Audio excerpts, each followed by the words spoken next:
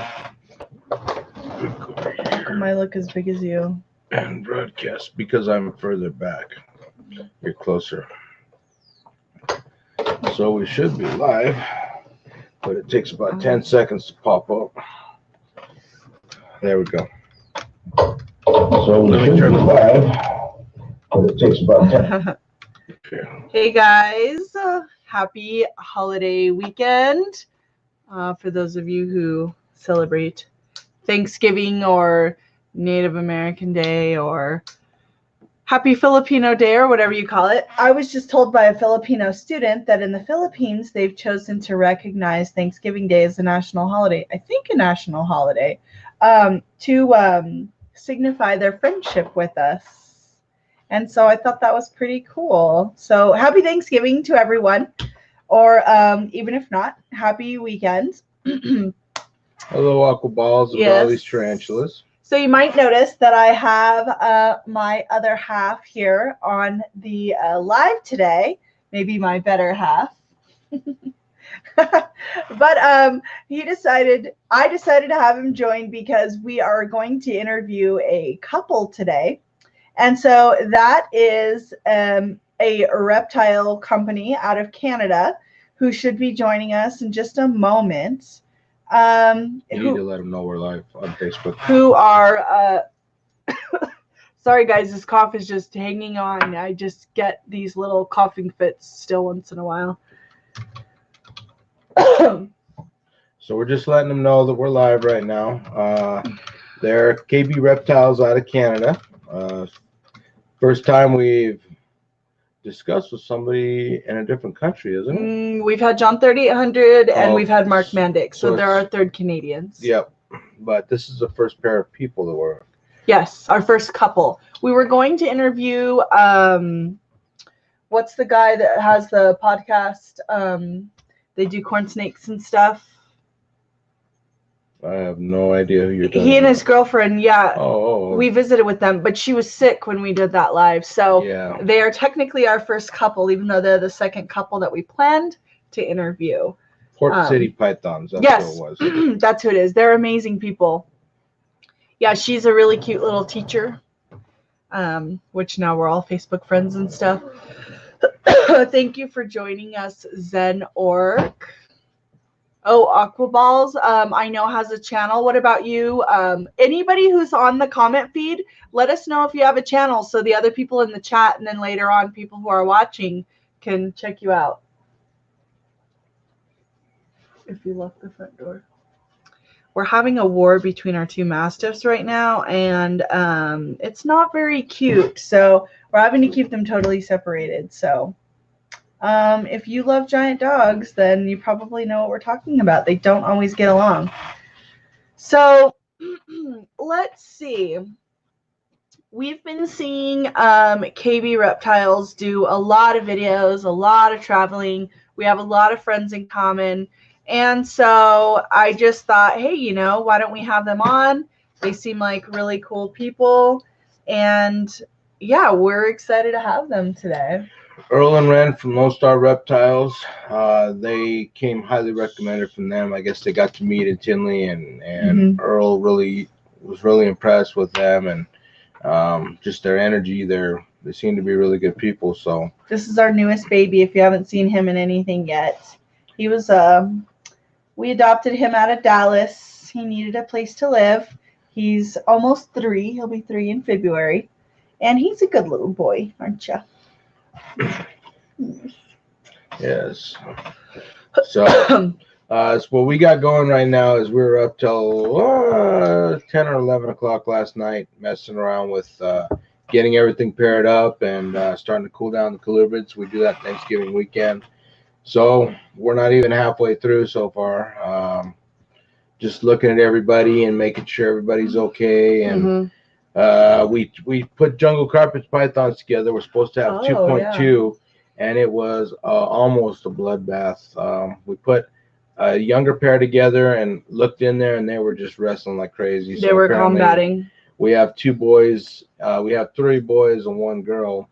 So we put them all in with the girl, and I'd never seen anything like that. 3 males twisting around each other. We've had a little bit of wrestling, but never that frantic. And they were all trying to get to the female and wrap around each other, and it was pretty amazing. So we've got now just a pair together. Should we send them another invitation? No, they're at the mic test section. Okay. So they're working on going live. Apparently, you need a little bit of notice to get everything done. You know how StreamYard is the new method, and we're still learning it. This is only the second time we've had somebody invited. There they are. Oh, hey guys. Hey, how's it going? Oh gosh, we got a little stinker in the background. Glad you guys could join us. What are you all up to today? Sunday fun day at the house. I hear that. Just a lot of cleaning and organizing of animals and getting the kids all ready for school tomorrow. Oh, there we go. Oh yeah, can you guys see us? Yeah, perfect. Awesome, awesome. How about you guys? How's your Sunday? Well, we were just talking about how we're starting to pair stuff up for the breeding season, and you know how that goes. We deal with a number of species, so it's kind of crazy. Yeah, we've seen a bunch of your videos. You guys definitely have a lot of different different species. Okay. Sorry about that. Oh, no problem. Our puppy got scared. I'm not sure why. We got 125 Mastiff a pound Mastiff over here, and he's never been on a live. Very cute. Oh my goodness, look at that. Yeah, and here's our little weasel that we adopted. Yeah. That's awesome. That's awesome. So how many different species do you guys actually have? Oh gosh, I'm sorry I picked her up by this. Oh, stop it. Yeah, we don't really know because we do a lot of Theraphosid, which is tarantulas, and there's probably 25 to 50 species of tarantulas. Snakes, we usually have about 50 species of inverts probably at once. Okay. We do some small mammal. Obviously, we have dogs and a cat, and hedgies, sugar gliders, hamsters. I like Roborowski hamsters. They're actually small and cute and sweet, unlike the evil little demons that most hamsters are. Yeah.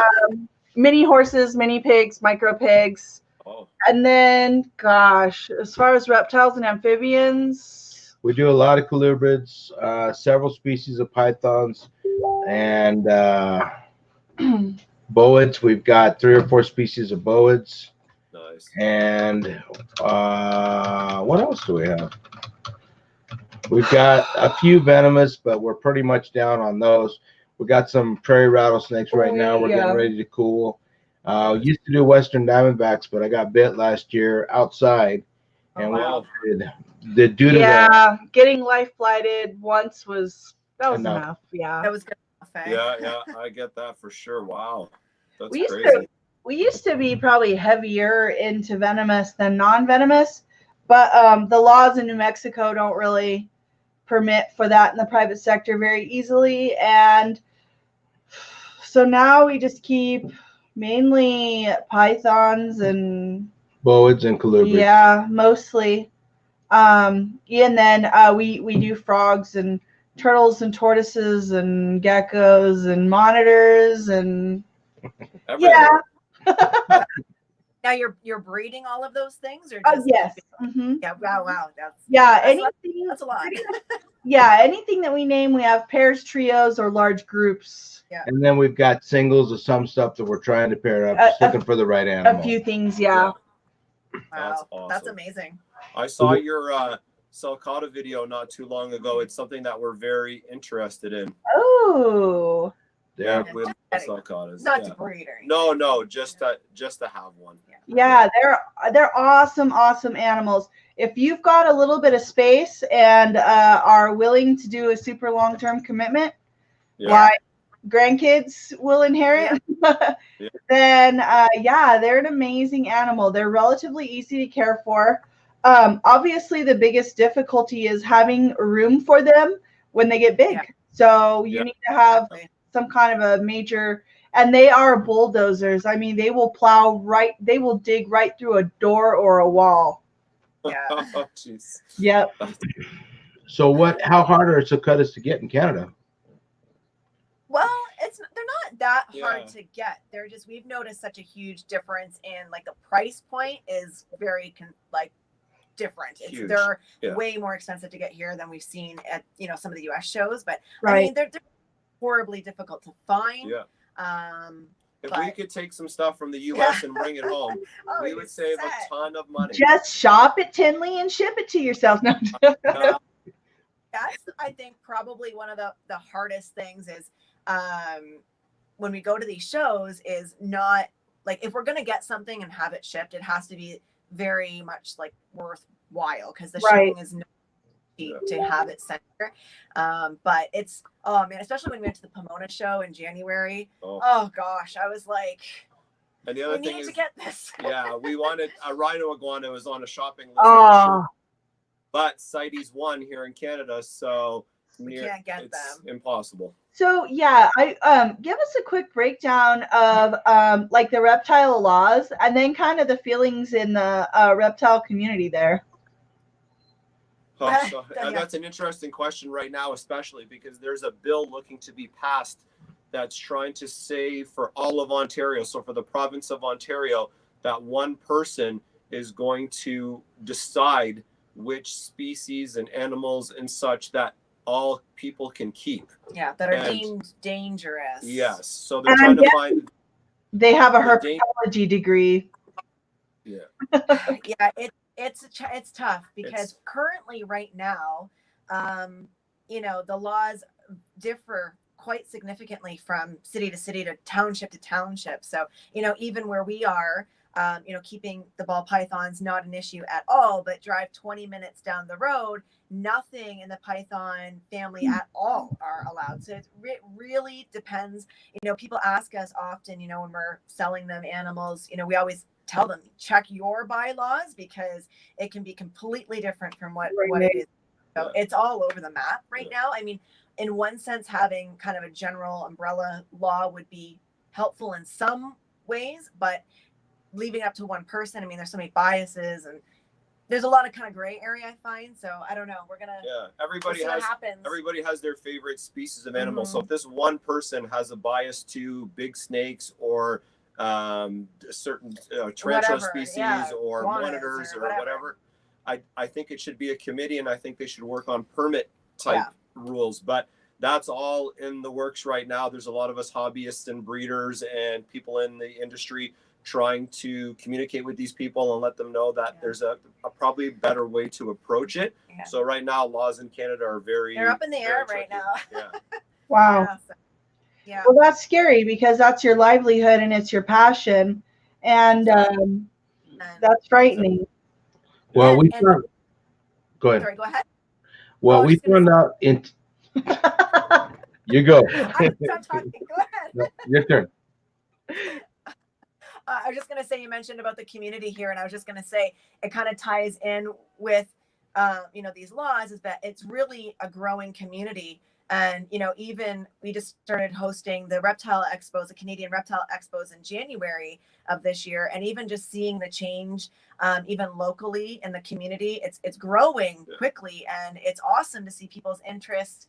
And so, I just hope that any laws that do pass aren't going to, hinder that at all, because it is nice to see the community growing and coming together, but we'll see. Yeah. So, Well, I would obviously encourage you to try to approach the government and just give them your feedback. And it's hard to come at it from a positive angle, but one thing that's very meaningful to them a lot of times is that these animals are bringing in revenue to your community. So that if somebody could figure out somehow some kind of like the data on the tourism that it's bringing to Ontario and the surrounding areas, or the money it's bringing in, something like that, that may help your cause, especially if it's one guy. You make an excellent point, because that's been brought up in discussions too, is people need to look at this as $1 million industry. Yeah. So when you talk about the animals, you talk about their enclosures, their husbandry, the stuff that the pet stores have to sell. So the hides, the water dishes, the vines, the food, the trees, the the rats, Hydro. the rat suppliers, the hydro. I mean, we created a list for these guys to realize that all our PetSmarts and like Petco's and all those kind of places, they have big reptile sections. So you're talking about millions of dollars a year spent on people visiting and shipping and feeding. And it's our lettuce, our stuff. If you're not growing it, you're buying it from your local grocery store or whatever. It's quite a large numbered business for sure. Well, you know, we're working on it. And you know, it's interesting because people don't consider this that are outside of the hobby, but reptiles are a pet option for so many people who couldn't have animals otherwise, for apartments, people with allergies, people who are out of town during the week for work. I mean, there's so many reasons why reptiles are a really fantastic answer for so many people. Yeah, you said it. Exactly. You said it right. I mean, that is another thing to bring up for sure. Their care is very different for depending on what animal you're keeping, is very different than dogs and cats and birds that need regular daily maintenance, and you have to find someone to come in the house to take care of those animals while you're gone. And I think, you know, it just, you know, when they talk about what's dangerous, well, I mean, you could go into dogs or cats or anything being dangerous, and you know, it's just the owner of these animals. Just, you know, we always preach about responsible pet ownership and doing your research, and you know, if these animals are being properly cared for with the right people, you know, then I don't really, like, if you're being responsible with them, then there shouldn't be really any of those issues. Like I said, it's no different than things can happen with any animal. They're animals at the end of the day, right? So getting in an automobile is far more dangerous every day than getting your ball python.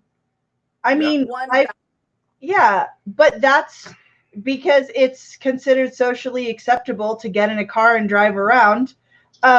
People don't think about that very much.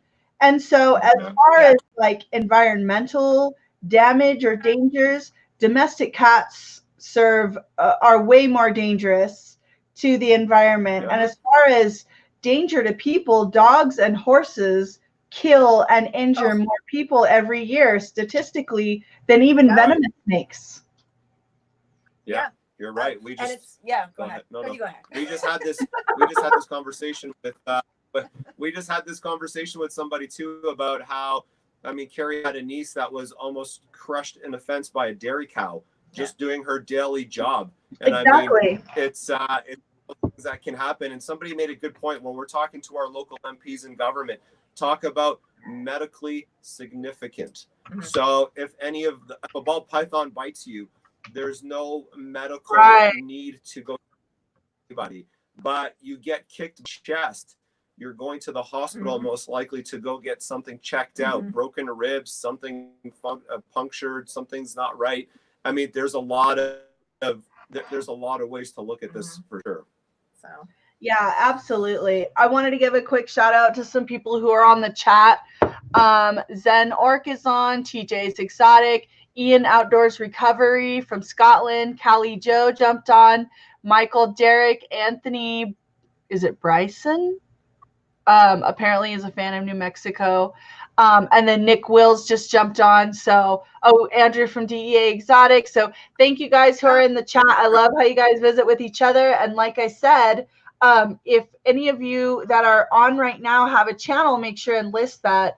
Somebody's commenting on that they ride motorbikes. And of course, you know, use precaution, wear your helmet, don't drive drunk. There's common sense things, just like with keeping animals, that there's primarily responsible keepers. There's always a wrong way to do something, but to take that right away from everyone. Well, one of the things that seems to strike us. I don't know if this. They're going digital. I don't know. Can you hear it? Might be. Can you guys hear us okay? Yeah, we can hear you fine. You just broke up for a minute, but we can hear you now. I wonder if Anton's we're having some like really crappy weather here, so it might be affecting. Oh, we're in the middle of an ice storm right now. We had that 2 days ago. It was not fun. So what were you saying? No, I can imagine. I can't. I think we might. I don't know if I want to say that. Yeah. You know what? We might switch rooms real quick if you can bear with us for a second. Sure. We're just So, Hold on. We're taking this for a little walk here. Oh my so tell us about your God. place. We're kind of getting a little sneak peek there. Let them switch rooms. Okay. So one of the things that Hold on. seems to affect reptile keepers more than the people who keep dogs, cats, and animals is the organization. One of the problems with reptiles is that people that deal with that are not united. They like to do things for themselves, and when it comes to battles like this with the law, because we're not organized, we can't get together long enough to defend ourselves when it comes in front of Congress or government, and that's really unfortunate. But it's something that we need to overcome. Even though there's a lot of people in this community that are at wills, when it comes to the legal organization and the laws coming in, we need to be organized and we need to be united.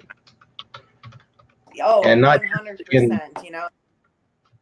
And not even just in each of our countries. It needs to be pretty much worldwide, because there are populations of animals being decimated, and because we're squabbling with our governments and each other, we're not able to bring them in to try to keep them In reproducing, captivity, yes. so that someday they'll still be here instead of extinct. Right. So, you know, there's that whole conservation aspect as well. That is very important, that we are keeping these animals in captivity. And even the species that are not endangered, it's important that we learn about them before they become endangered. Yep. Yeah. Can you hear us? I don't know if this is any other. I don't know if it's the storm I don't outside. know. I heard a bit of what you said, but it got chopped up near the end there. I apologize.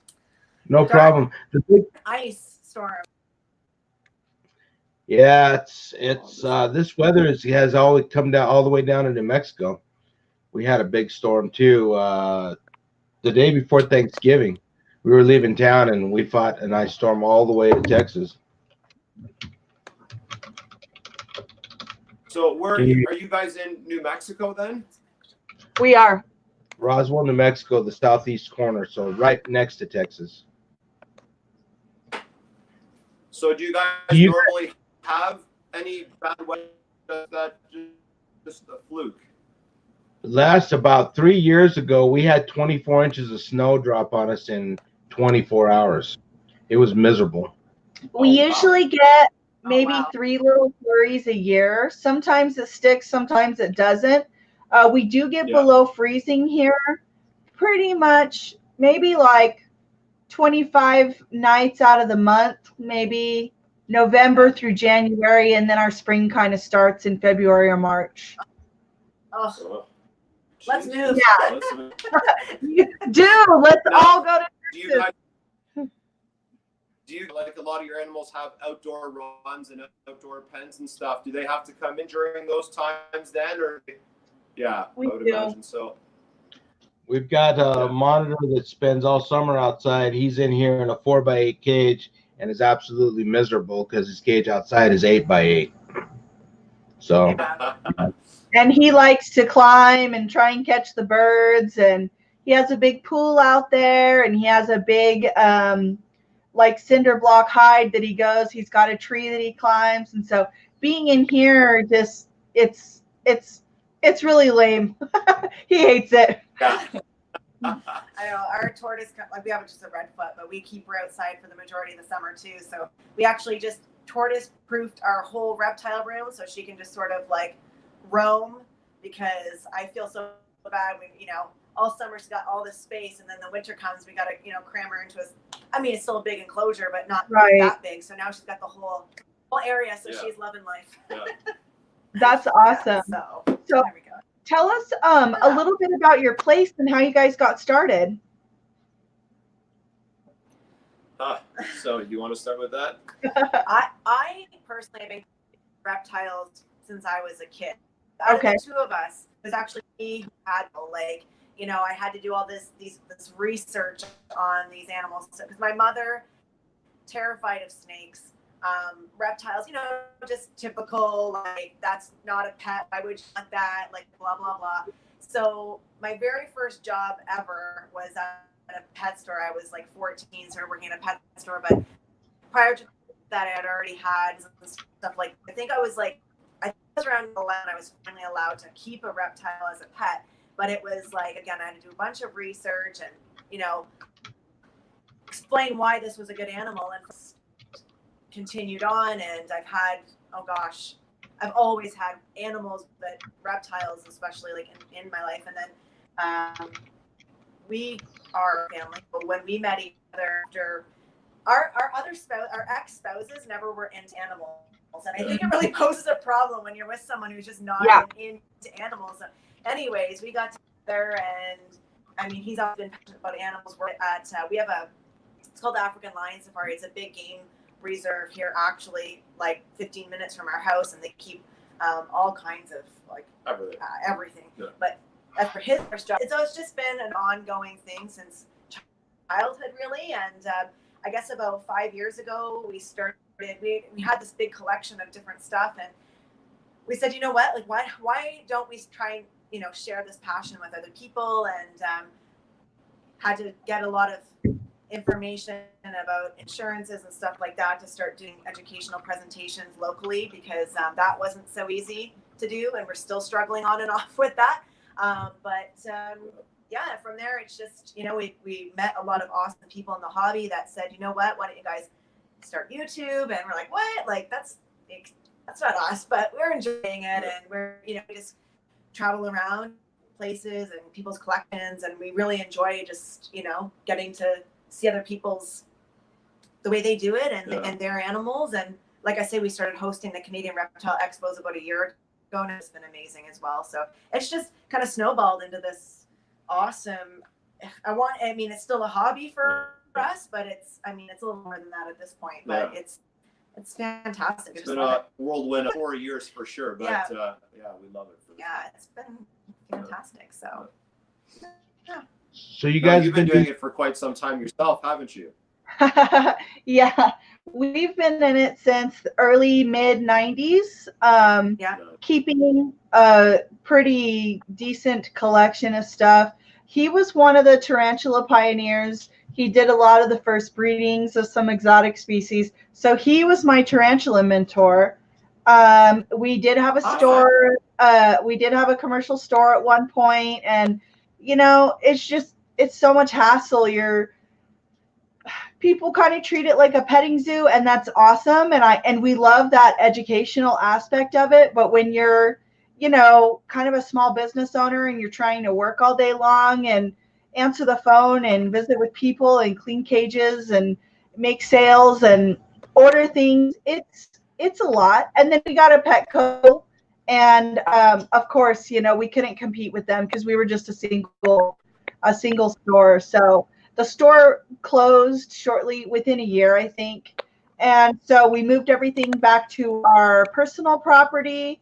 And then we built a building 10 years ago now that's separate from our house, which is really nice because we still have animals all over our house. I have giant retics in my living room, and we have stuff everywhere. Like I keep sugar gliders in the bedroom and stuff. Obviously, we've got the spoiled ones that just go wherever we go. Yeah.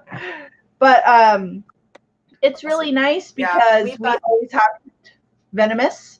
And so if something gets out, it's in a sealed room, and all the racks are on wheels. And so, of course, you make sure you have boots on, and you go out there with hooks and just pull rocks away from the wall, hook the animal, put it back away. And it's not like we're in danger while we're sleeping or anything like that. Yeah. Very cool. That's awesome. Yeah. We started the channel. You're breeding. Sorry? Oh, you broke up. I was just going to say, and then we started the channel 7 or 8 years ago in December. But what were you going to ask? Okay. I lost.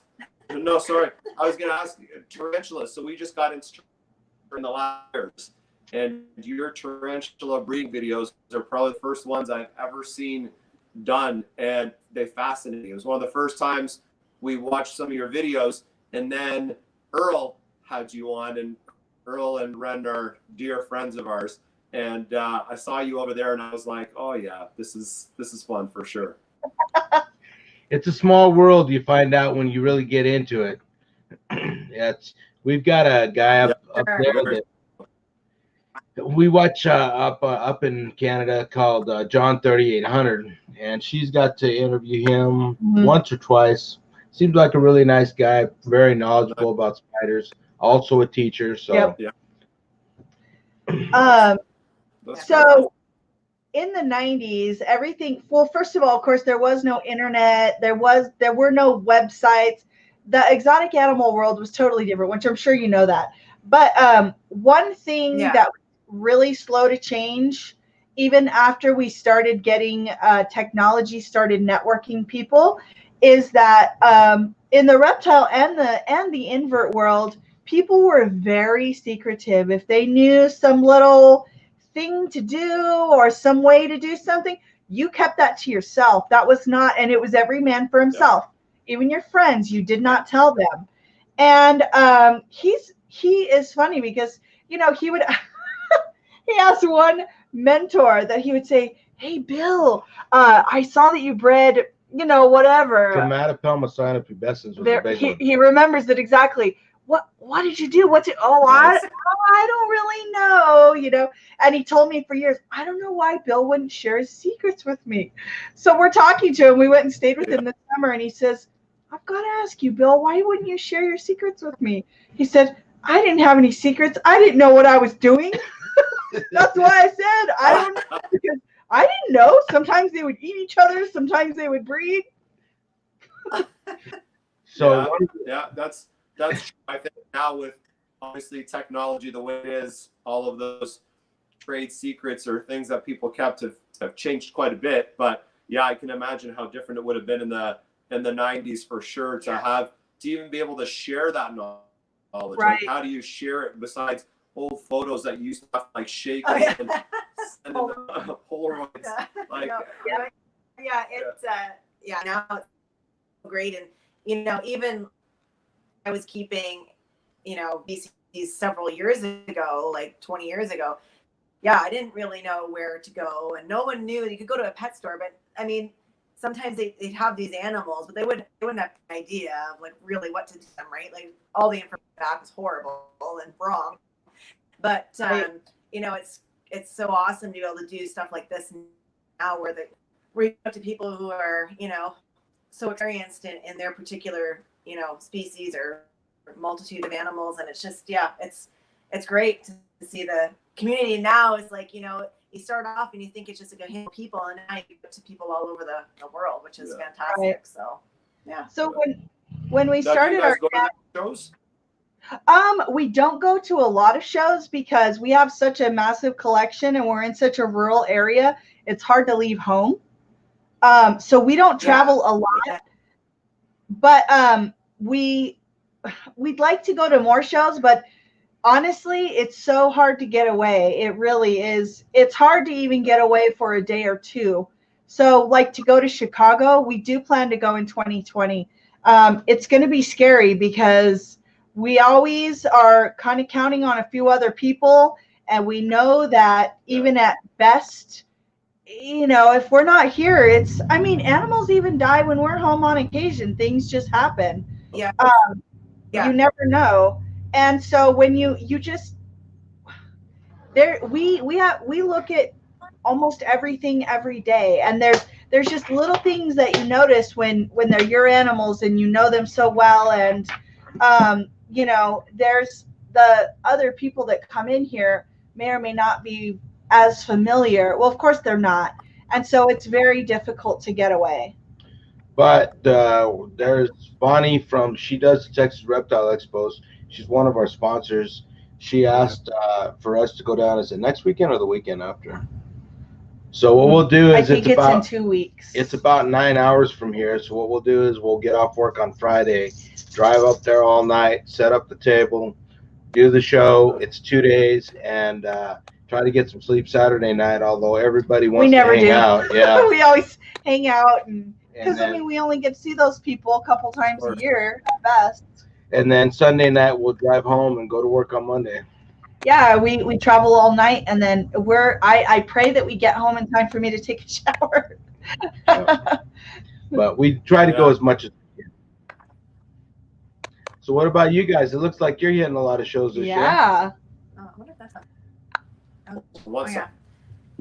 Someone just sent us a message and was like, maybe it's no, I don't think it's fan. Anyways, we're like, maybe our fan and is causing some of this breaking up, but I don't think so. But yeah, I know gets like super hard because even, you know, with the Canadian Reptile Expo, we do quite a bit of traveling, and you know, people always say like, how do you get away? And so we have 5 kids between the 2 of us, and the older ones are now like early teenage years, and because they've grown up for several years this stuff, they actually are the ones that we rely on the most because they know kind of what to look for if there's anything weird going on. And you know, like, just, I mean, things are on timers and everything, yes, but like, you know, certain animals, like if our misters aren't working, like our chameleons, like they know what to look for and how to take care of them. So it's we actually really rely on our older children when we go away.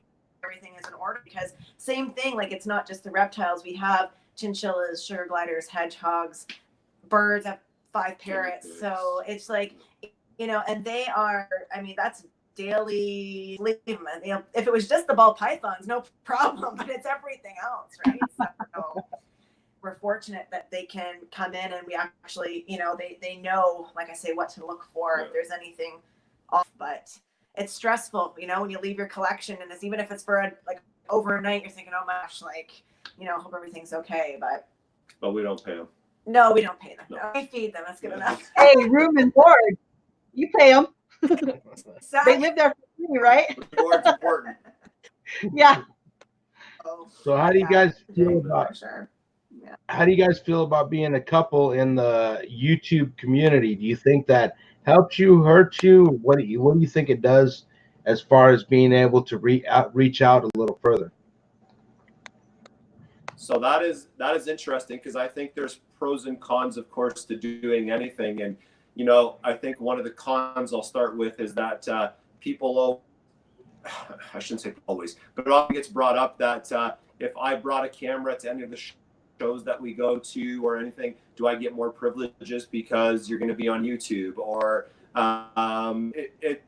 people are able to pick apart more your collection if they see something in the background and go, oh my God, what kind of lighting did you have on that? Or what substrate is that on? Or so when you put yourself out there like that, you put yourself into a world of a lot of questions, opinions, you know, people saying stuff.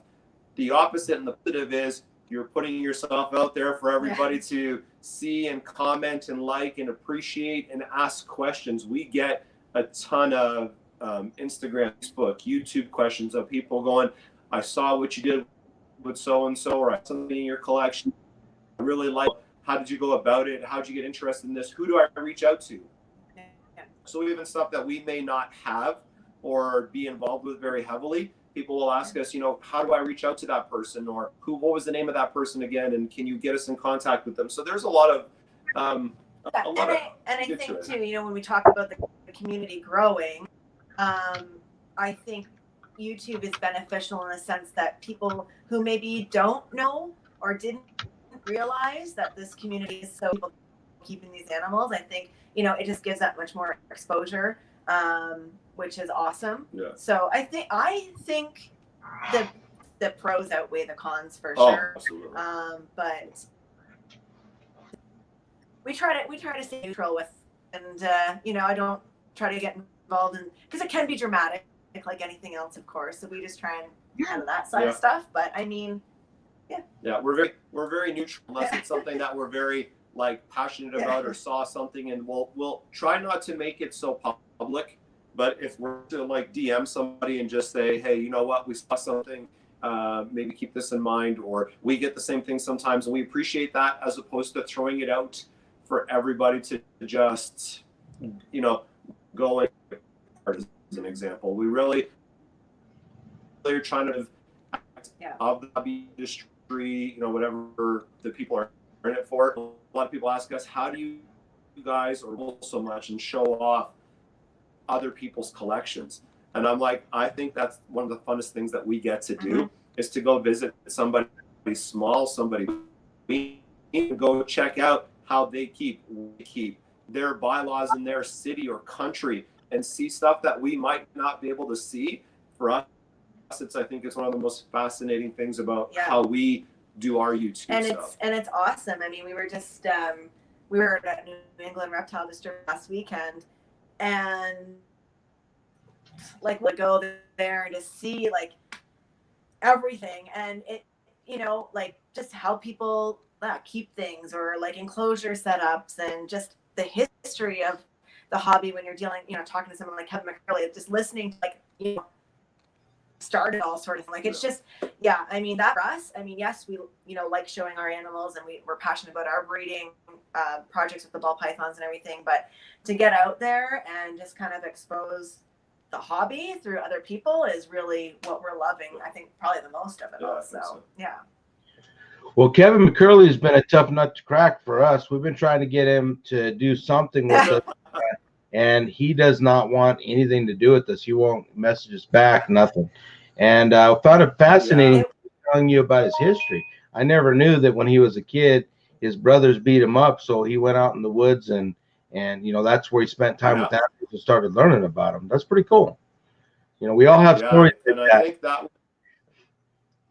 That was lucky and for it us. was real, you know, we met Kevin, so we've been in contact with his manager Jeremy for some time, and we made the connection at Tinley when we were there, and we said, oh, Kevin, you know what we want to say? And he's like, yeah, sure. So we're like, okay, we're gonna make this happen like as soon as possible, before, like, because if he says, yeah, sure, come and visit, we're darn well gonna go there as soon as we can. So we were there last weekend, and it was just, we felt so fortunate and honored that we were able to go and do that and sit down with him for a while, and he showed us a bunch of his stuff. And the next part of that video is coming out probably this week, but I'm telling you, there's like about 8 million through, so it'll take a couple of days to get through that stuff, but it was an awesome experience. But you know, thankful. Your point is very valid. A lot of people commented on the video saying that was a tough nut to crack for sure. It's not an easy one to go sit down and talk to the guy and get him to sit like this for an extended period of time.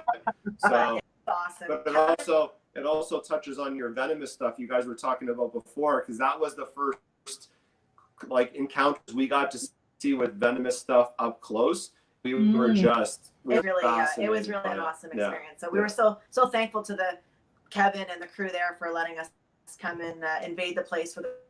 It was awesome. And we told Earl we're coming out to see his stuff too, because he's talking about his stuff too. So we said we make a trip out there, get some good Texas food.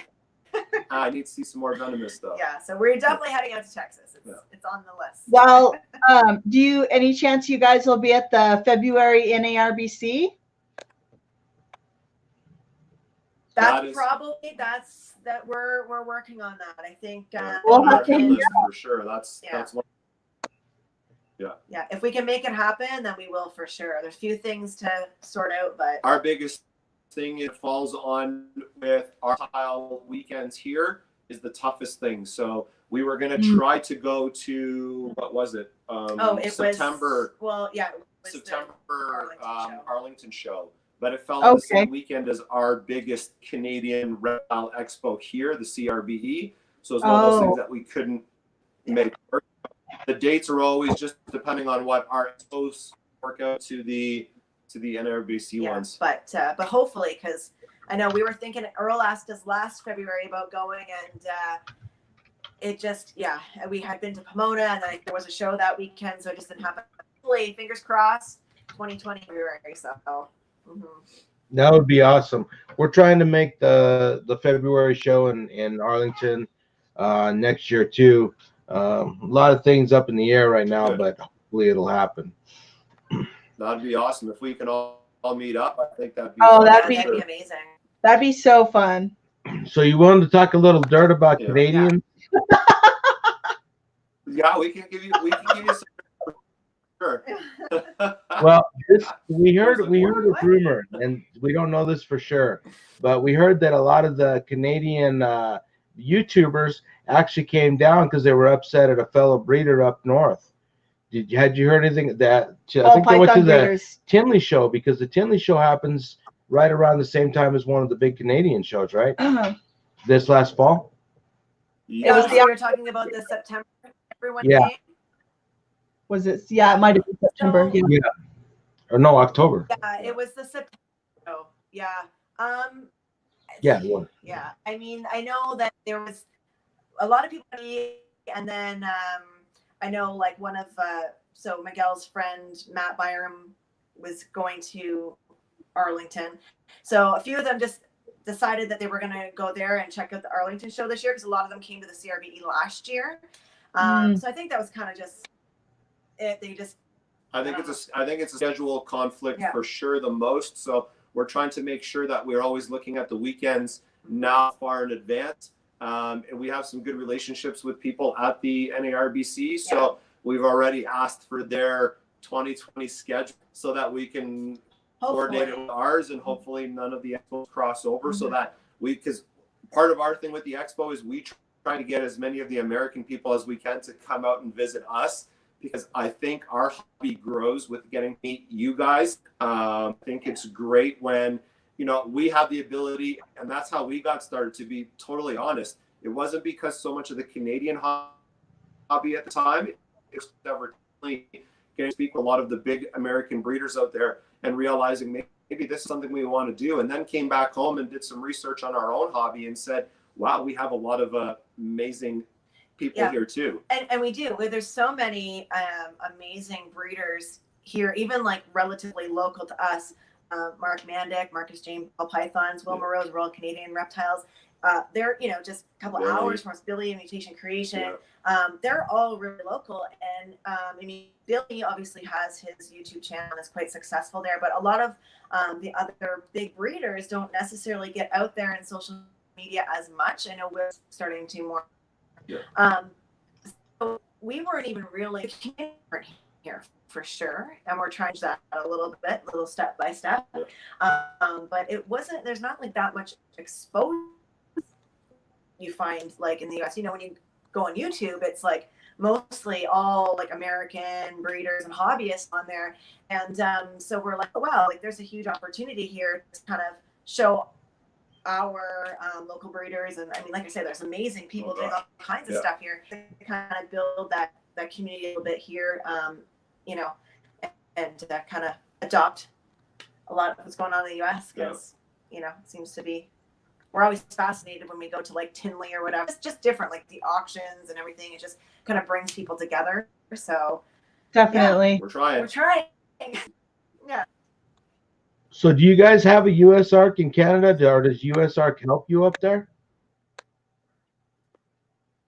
Not really an organization like that. There are different kind of organizations as far as like conservation organizations that do stuff like that. So we're going to try and kind of reach out, see what kind of our options are to sort of do sort of like, let's say we someone for the Canadian Reptile Expo. So we're going to see about maybe him hopefully agreeing to maybe something similar where we can raise some money for some of these conservation organizations locally. I think that would be really awesome. So. I think it's baby steps for us, like, to go out and think that we'd be able to do a Tinley type auction and, you know, raise you know, $1,000 for you know, something like US ARC is a goal, but I think it's something that we have to do baby steps first. So I think if we have something small like that, donate to you know, some sort of snake conservation here or wildlife conservation here or preservation of something, I think that's a step to show people that we're wanting to do more than just put stuff out on camera for no apparent reason or just have expos just to sell animals, but to actually help raise, to go towards benefiting other stuff here in the hobby and the industry. For sure. Well, one service that US ARC provides that I really appreciate that could be kind of a stepping stone for you guys is that they have, I'm assuming it's a group of people, maybe it's just one person, but what they do is they follow the legislature in the country very closely to kind of forewarn people of laws that may be pending that they can, you know, try to weigh in on. Obviously, so Florida recently enacted a yellow anaconda ban, like overnight without following the proper steps. And I was contacted by people in Florida right away. And suddenly everyone who had yellow anacondas their animals were illegal. They were in violation of the law by just having them. Right. And, you know, there are steps that are supposed to happen before any of that goes into place. You know, it's supposed to be discussed on a public forum. I mean, they didn't follow. And I'm not sure if that's been overturned or not yet, but we were asked to kind of help participate on their behalf and see what we couldn't do. But getting those newsletters from the USARK, kind of keeping you informed on the laws in certain areas, that I find very informative. And unfortunately, we used to not know anything about anything. And now with the internet, there's almost the opposite problem with you. There's so much information out there. It's hard to know, first of all, what's true and what's relevant, finding relevant information. So USARK does a great job of finding those very important topics and bringing them to our attention. They mail out, I'm not sure if it's monthly or every 3 months, but regularly you get updates on the laws and what's going on. So if somebody could start working on something like that, that might be something people want to rally behind. You know, if it's sort of a service that you're performing to the individual. Yeah, no, wait, I totally agree with that. If we had something, and I mean, we talk to a lot of people in the hobby on a regular basis over here. So, I mean, it's something that we'd love to be part of and try to work out something like that. Brian, Phil, Kristen, and all those guys from the USARK do such an amazing job. And we've heard, you know, the kind of energy and output they put into that to make sure that everybody's up to date over it. I think that's phenomenal for sure. Yeah, definitely, again, something that we'd like to reach one day over here. Yeah, I think it would be 100%. So what is your heating bill like in Canada? It being ice stormed and it's winter all for so many months out. Yeah. All year. How do you guys manage? It's, you know what, it's actually not that bad. Because I think we're so used to it, the number doesn't scare us. It's one of those things where, you know, it's not like we came from somewhere where the heating bill wasn't always big. But in Canada, born and raised, you're just used to the number that you see on the bill. So it's kind of like, I don't know what to compare it to as far as like, and I don't know, people often say to us, well, you've got all these animals that, you know, are on heat and stuff. And so, you know, like my parents actually live across the street from me. So I'm like, well, what's your hydro bill or whatever this month? And it's honestly not that much more. So I'm like, okay, well, it's not like an astronomical number. It's like, so. And we told their parents if it ever got to the point, we have to ship animals over. We're gonna house and stuff. Our electric company about every 3 months sends us a spreadsheet of our usage in comparison to everyone else in our area, and it's significant. And I'm sure that they must. We've got a marijuana farm or something. I don't know. And we don't. Well, it's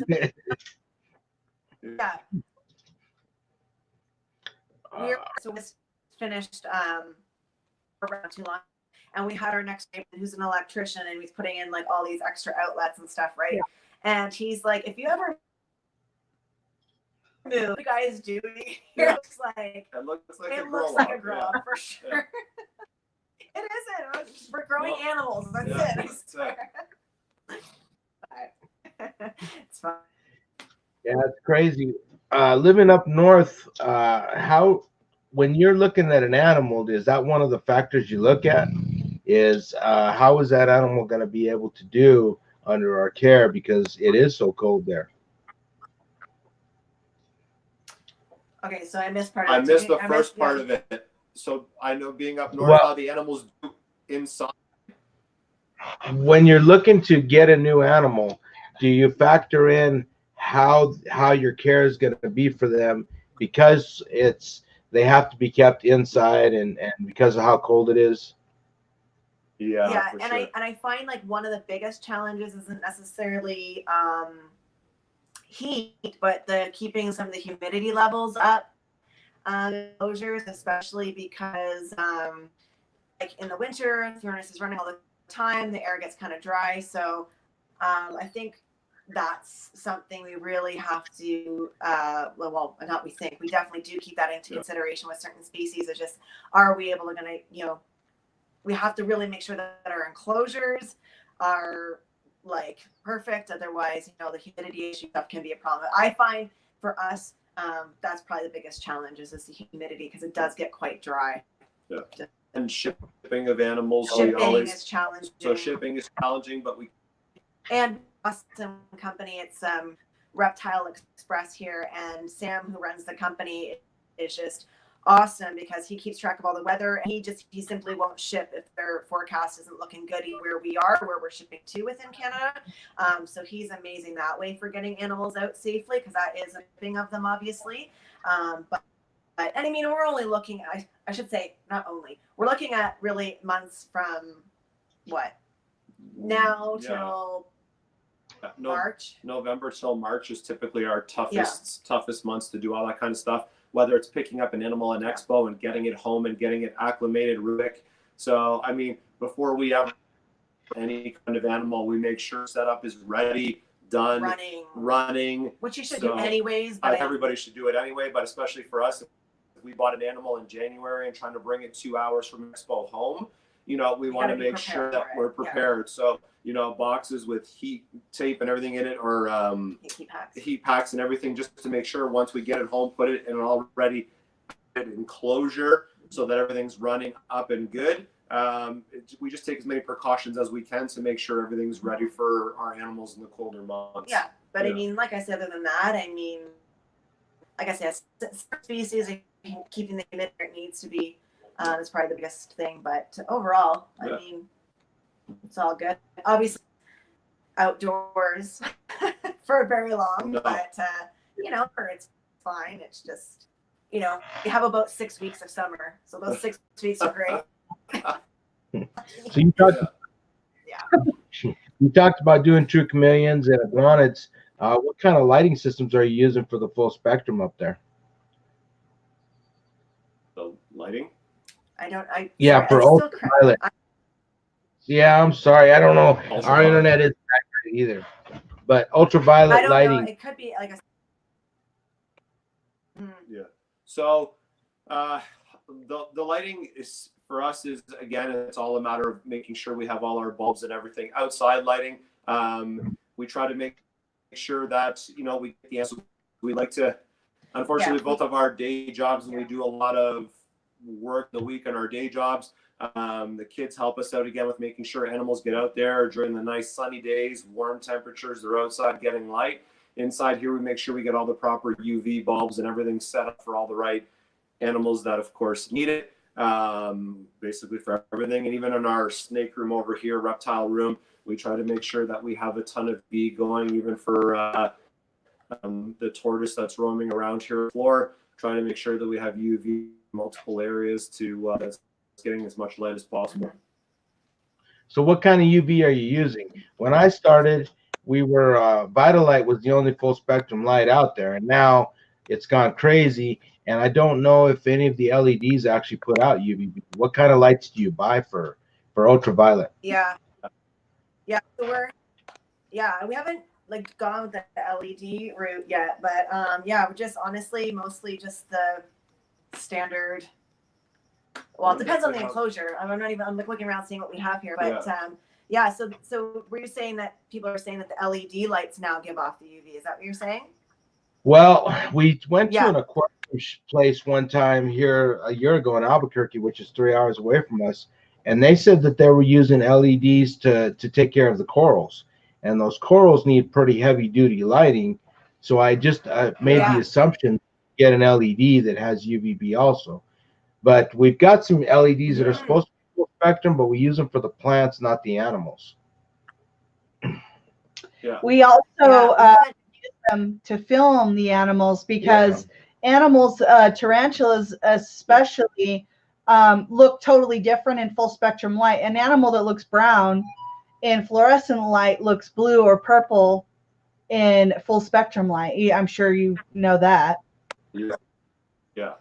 And I think that's our trickiest thing with the animals. We're getting all the, tropical UVB lights and everything else you'll find at the pet stores. But for film stuff, we're actually trying to use other lighting to make sure that like you said, to show an animal in its proper colors. Try to get that spectrum of light right sometimes can be very, very tricky. Yeah.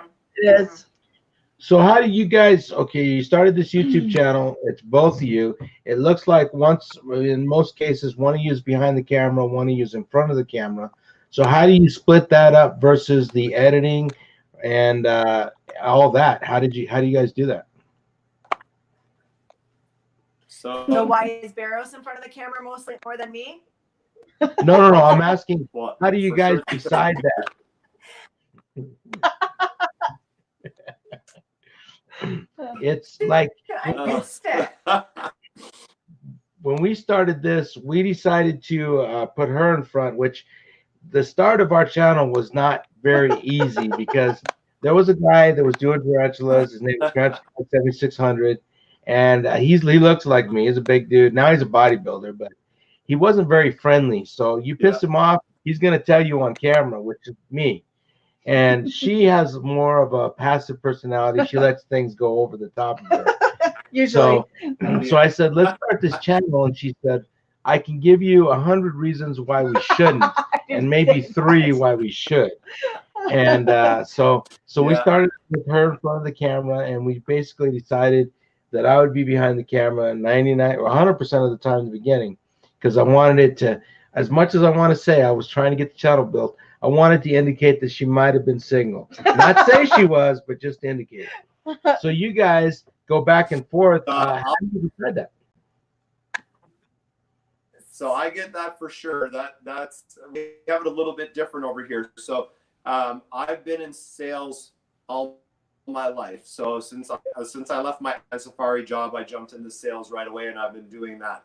So I find it much easier for me to go in front of large groups of people, cameras, things like that, and talk. When we started this off, Carrie was always very nervous, and probably sometimes, and she'll openly admit it, probably still very nervous sometimes about being on this side of the camera and talking to people and, just showing off some stuff that we have.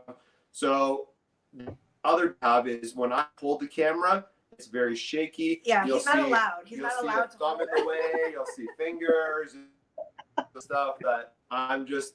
We both have our strengths when it comes to doing the YouTube. Yeah, but we've been asked. So we've been asked by many people. They're like, "Oh, Carrie needs to be in more videos," and I'm like, So I decided, and we might have to chat over time as well. That I decided that if I'm gonna be, in front of the camera more, that I want to start doing like segments, especially when we're at the shows that we visit, segments about women in the hobby. And because there's so many strong women that have been doing this for so long that I feel like sometimes they're not out there as much, right? And I want to try and pull it out and start showcasing women and their strengths, and just that, it's not just God. Because really, you look at it, and I'm not saying that it is necessarily like a male driven hobby, but men tend to be more showcased, I'll say, than like women. So I want to bring that to the forefront a little bit.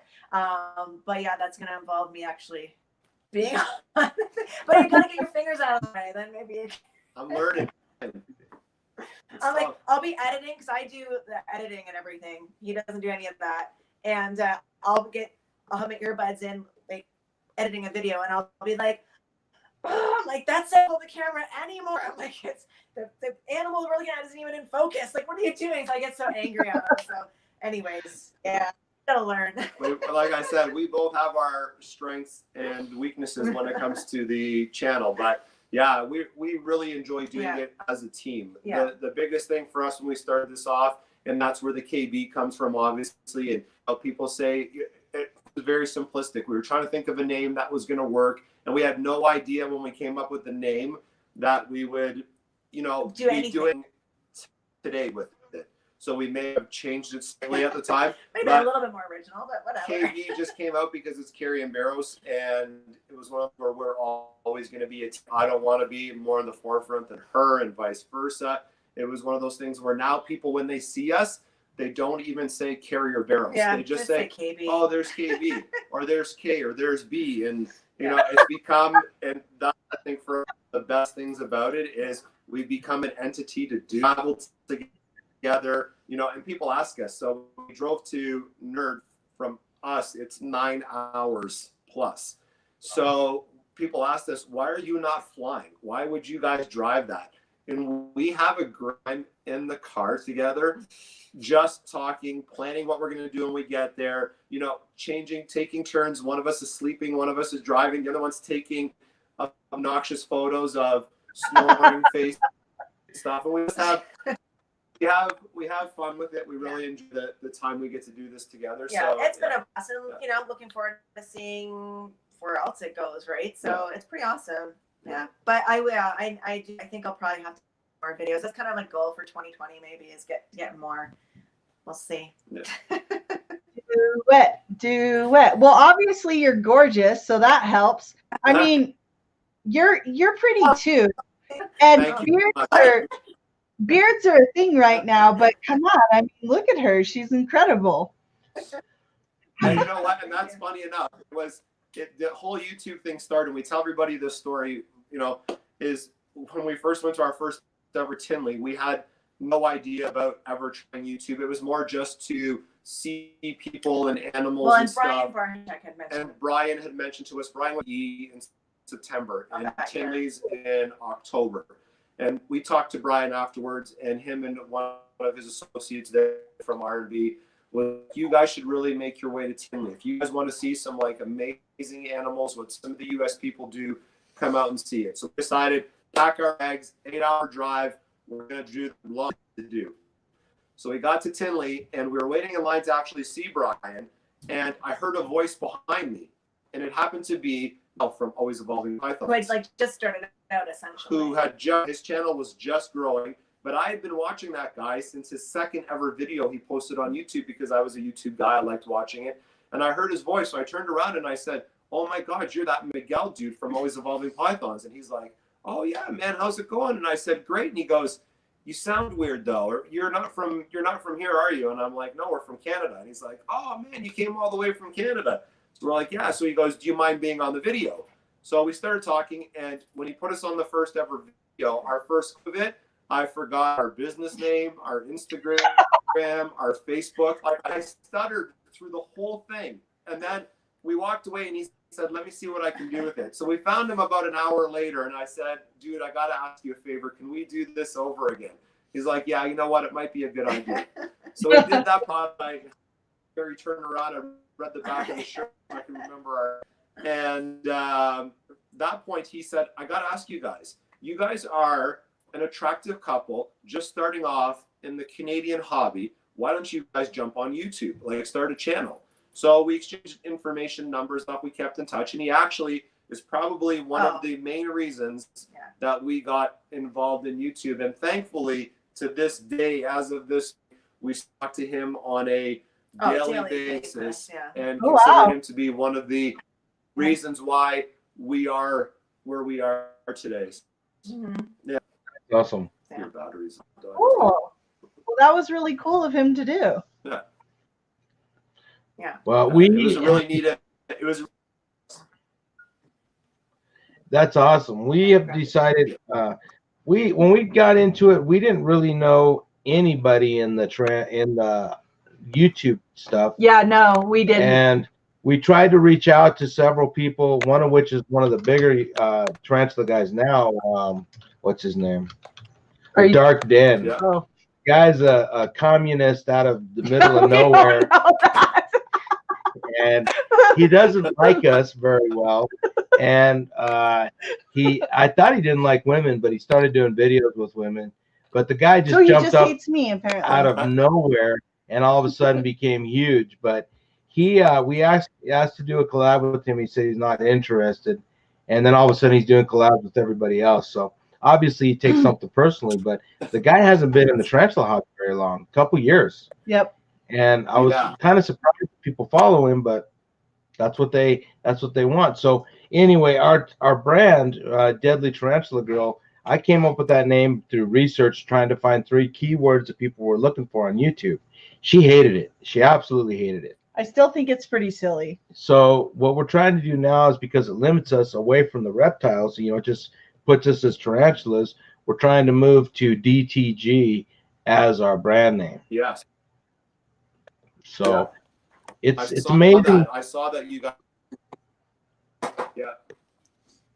And I like that too. I think people always told us one of the biggest things we got started is being able to brand properly and trust in your brand. So I really push it forward, get it out there. And I see, you know, even our names on the screen show up, and I see, you know, DDG, and I'm like, yeah, I like, I really think that I think it's unique. It's different.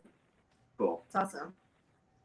So what do you look for on camera situated? Yeah, I'm good now. Yeah. Jeez. What do you look for on the back on the back side of YouTube when you're doing your videos? How do you research your tags and all that? Is there anything special you do?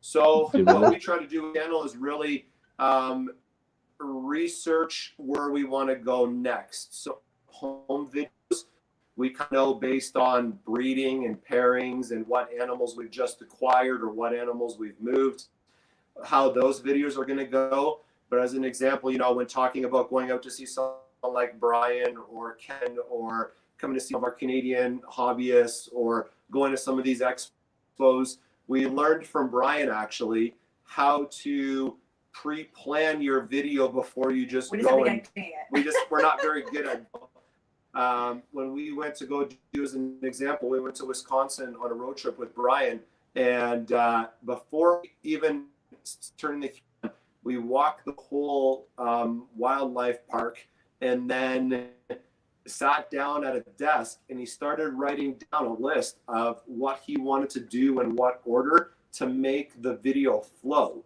And we're trying to incorporate things like that now. So research the place you're going, research the animals you're doing, research what order you want. And I think it makes the editing and the flow of the video much better. And I think one thing that we try to do as well with like our own personal videos is that I don't want to talk about something that I don't know about, if that makes, like, I've seen some videos out there where it's like, clearly, you know, maybe the people don't have the animals, or they've never, you know, they might have researched them, that's fine. But I think if I have, I mean, I'm talking about something maybe you know, I'm not an expert on, but I'm very cautious of what we say. I would never want to put out, like, we're talking about all that, almost too much information out there, and sometimes it's not the right information, and I certainly don't want to be relaying the wrong information. So I think for anybody doing YouTube, if you don't have the experience with the animal and you don't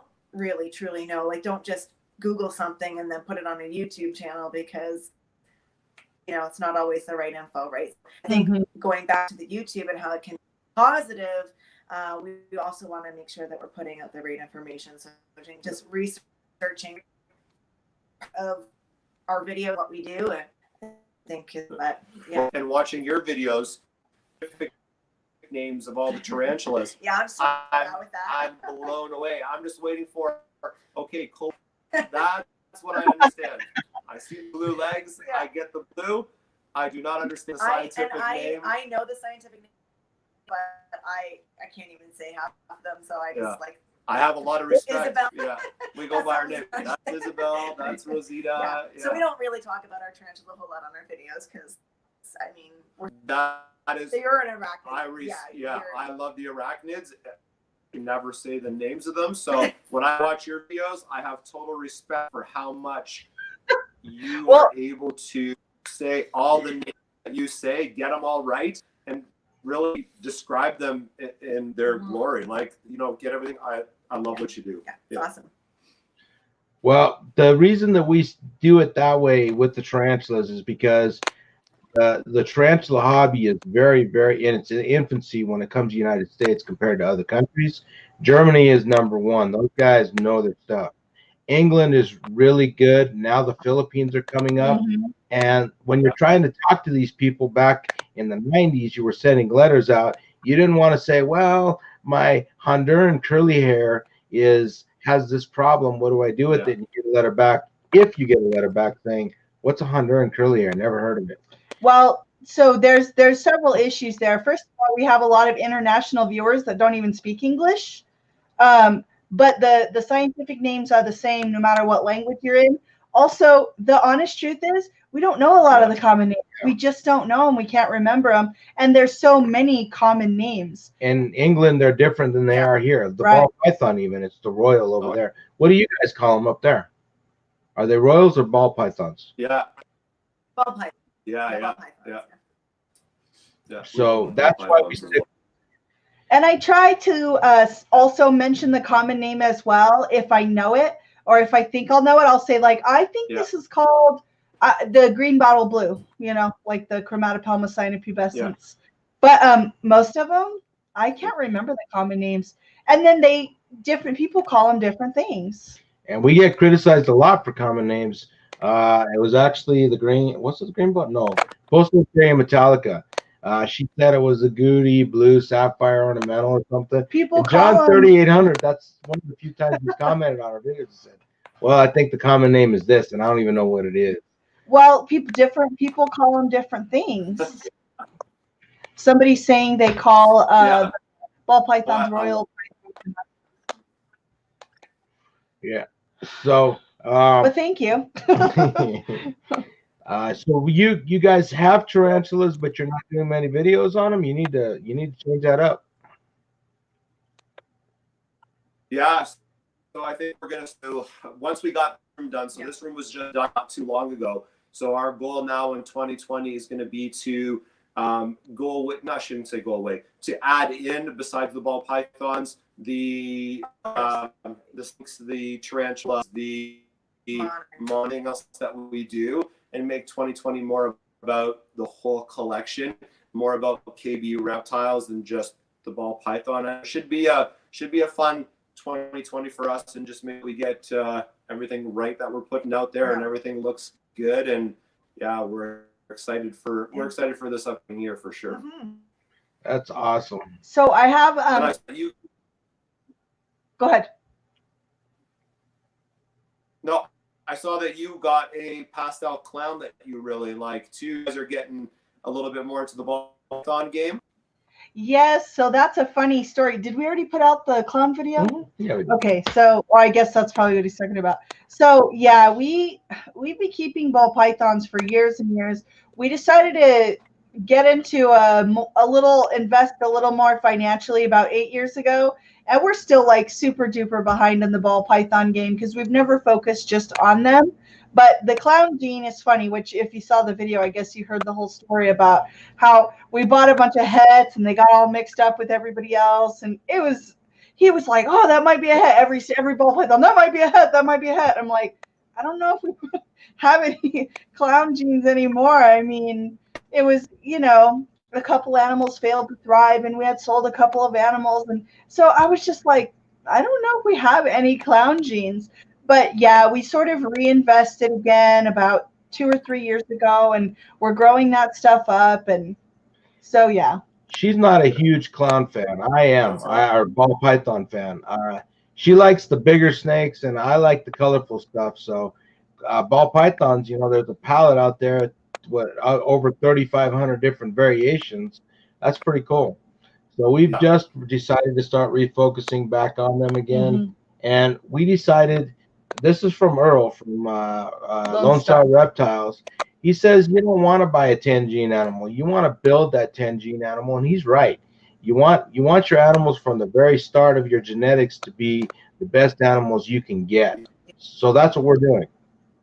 Yeah, you're right. You're absolutely right. I think that's what we're trying to do too, is raise up more than what we're buying, so that we know that's in them. We've done the breeding. We're confident to say, hey, if something had it, that we're confident we know the 6 genes that were at play, and not guessing as much. So yeah. And we have a couple coming from places too, which is some good breeders from that you might know as well. You might know one. Soon, maybe in a couple So there'll months. There'll be a Little video. unboxing videos. Yeah, yeah. So That's yeah, it'll be awesome. good. So, your facility is in your house, right? Yes. Yeah. So that's been Yeah. that's been our most interesting progression. And so the first few animals we had, the kids, so they were younger, and this toy room had a bunch of toy shelves that they could stack all their toys in. And we decided at that point to put down a couple of like 40-gallon tanks. We had a blue tongue skink in there. We had a bearded dragon in one. We were like, oh, this kid started to get older. We're like, we don't need as much of these toys. So why don't we take some of these toys down and add some more animals to the equation? And then pretty soon the toy was non-existent, and it became a full functioning reptile room. Yeah. Yeah. And now it's just the ball python. It's our snake room. It's the only thing that's ball python. We're like, you have the other reptiles all over the house. So then we constructed this room down here, which was just a big empty kind of Storage furnace, area. storage room. So we put up a line, framed everything in, got the electrician, our neighbor over, helped us out, and next thing you know, now we have a smaller but functioning reptile room. So there's 2 rooms in the basement that are dedicated just 3 rooms, really. Yeah. It's expand. It's always expanding. Yeah. I'm sure you Yeah. guys can understand that. It's like, that's it. We're good now. The adult toys took over the kids' toy room, huh? The kids' toys are now. Yeah, well, you know what? They're older now. They're like so our kids are 11, 12, 13, 14.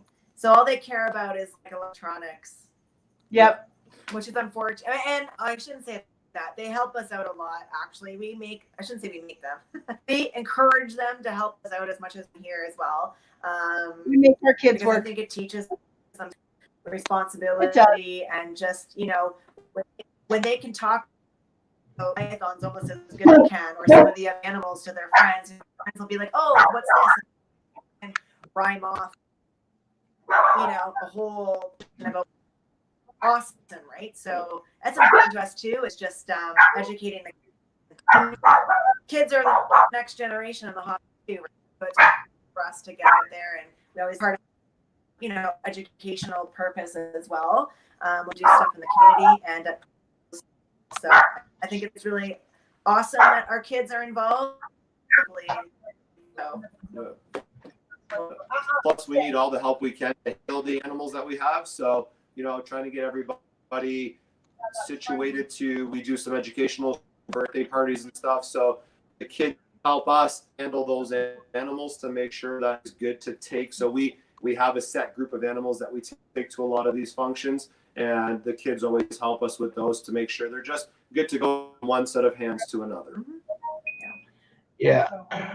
People don't think this is the way I think about it with the kids is that when people ran farms, and they still do, those kids are working from 4 or 5 years old taking care of animals that are way more dangerous than ball pythons. So our mentality on that with our kids was that we wanted them to be involved with that, to learn the work ethic, to be able to go out and function in society, because so many kids nowadays are doing just what you're saying. All they do is spend all day long on electronics. Even at school here. Yeah, so that's always the way that we hit it up, is that if you were living on a ranch, you'd be doing the same thing, just with cows and horses and pigs and chickens, not snakes. Well, and learning hard work doesn't kill anybody. It makes you a better person. And our kids have benefited from that. We got a kid that hit the ground in college. She's full bore right now, and she studies hard, and it just came from taking care of the animals and learning how to manage her time. Yeah, I think our kids have a list of chores with the animals that they do, and my daughter wanted to get chinchillas, and I said, much like my mom did to me when I was a kid, but I said, well, do you know anything about them? I said, well, we need to do some research, and so she came at me with this huge presentation, everything they needed, and everything. Well, obviously you've done your research, so okay, we'll go ahead and get them. But I think it's just you know, like I say, it's important for them to take that responsibility with the animals, and they do a really good job of it. I'm not gonna lie. So, and I think it's affecting too, where they now know handling our animals, how to approach being in someone else's handling with their animals, not just to go walk up to it or go grab someone's cat or bird, or they've learned a lot of animals and our animals in other situations. They know now how to approach it, I think, in a more safe and knowledgeable basis for sure. Yeah, that's great. You know, the kids need something to do, because if they're not doing anything, they're generally getting into trouble. They don't have anything to do. Well, and I think working with animals teaches a lot of important life lessons about respect, about hard work, about all kinds of things. So, yeah.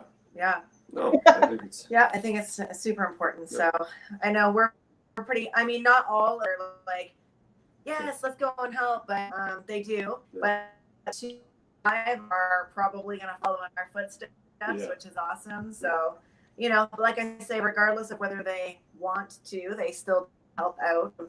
Like I say, the fact that we can feel pretty confident that the animals are being cared for by them is phenomenal. So, yeah.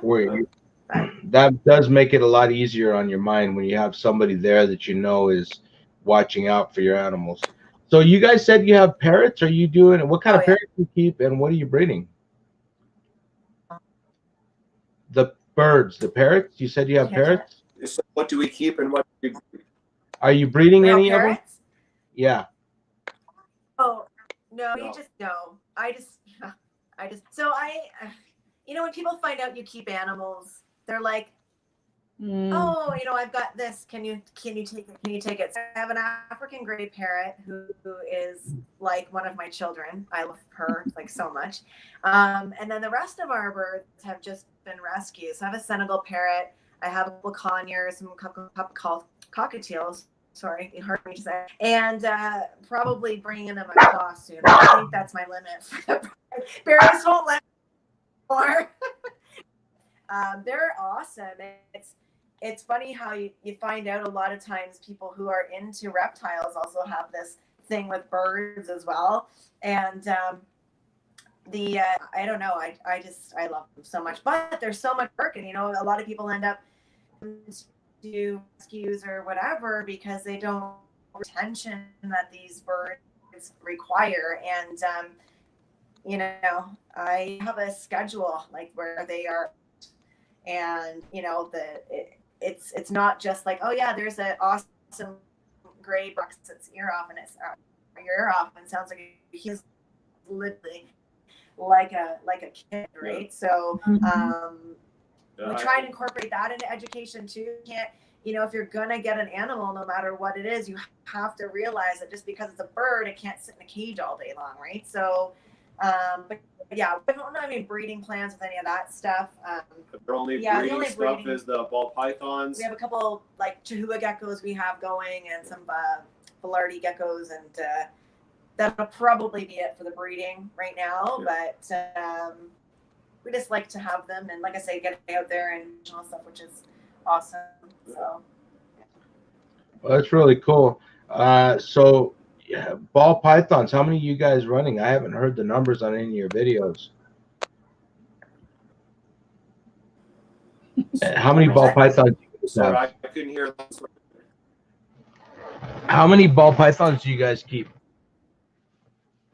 Roughly. Ball pythons. Yeah.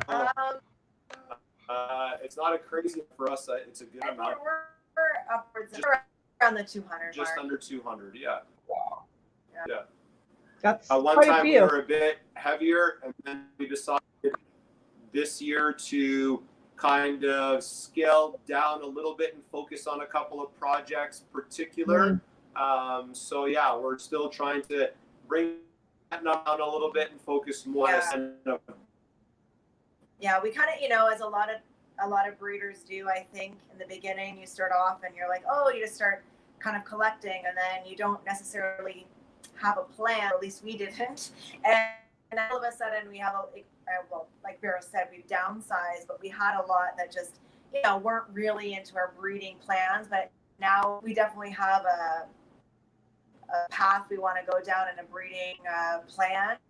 So now we're just kind of to where it's just those animals that work well into our breeding plan. So we should be, well, we're still going to downsize more, I think, but with things that are involved in the breeding project, there are some that right now. So yeah. So what genes are you It's guys? a lot of rats. Yeah. Oh, do you breed your own rodents? Because Yes. that's a mess for us. I mean, we do it, and it's a headache. Yeah, we were, and then that was just like, oh gosh, I'm like, we need a different setup. I think we're gonna get back into breeding them again because I mean, right now, like, so again, it's the ball pythons, but we also was some calurids as well, and so it's a lot. I think our goal is to start breeding again, just with a different setup. I think we might look at getting like just like a separate outbuilding on our property for them because we in our basement, that's not how anymore, because I'd walk in and I'm like, it wouldn't matter how often we're cleaning them, I'm like, I smell rodent, like I couldn't handle it. So we're gonna do it again, but in a proper different setup for sure, so because that would help tremendously. So they have definitely, you know, like you need hardcore ventilation and you need everything rodent proofed, and it's a whole nother ball game to start breeding your own rodents. Yep. And we go back and forth. Yeah. Sometimes we'll do it, but go ahead. Go ahead.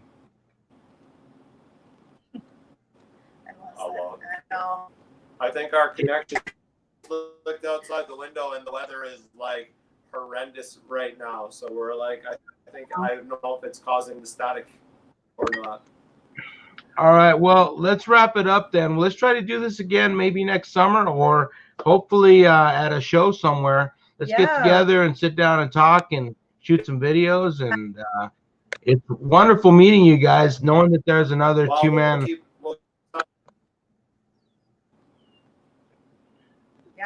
We'll keep in touch for sure, and we'll get you on the Women in the Hobby segment too. If we can make the Arlington in February, definitely, I think the ladies should sit down and have that one be a great segment for that. Yeah.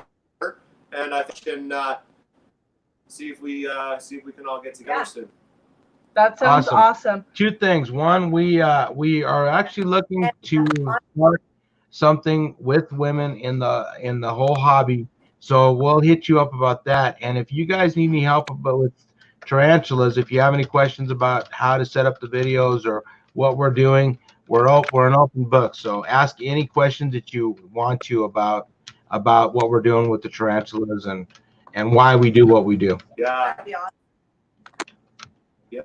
You know what? I like that a lot. Yeah. I think we'll be in contact a lot more now, and any questions we have or upcoming videos we want to do, we'll definitely sit down with you guys. And we wanted to thank you for having us. Yes. Awesome. Oh yeah. Thank you very much. Yeah. Thank you for coming on such short notice. Yeah. We're just getting back into the lives, and we've been kind of afraid because we've been unsuccessful on several people we were set up to interview from long ways away, and we weren't able to do it. And you know, with the connection, we're going to have to work on that because we've had issues with that recently. We'll see if we can get a way around that. And thank you for coming on so quickly on such short notice. Oh, thanks for having me. I appreciate it. You made me do my hair on a Sunday. That's awesome. Thank you.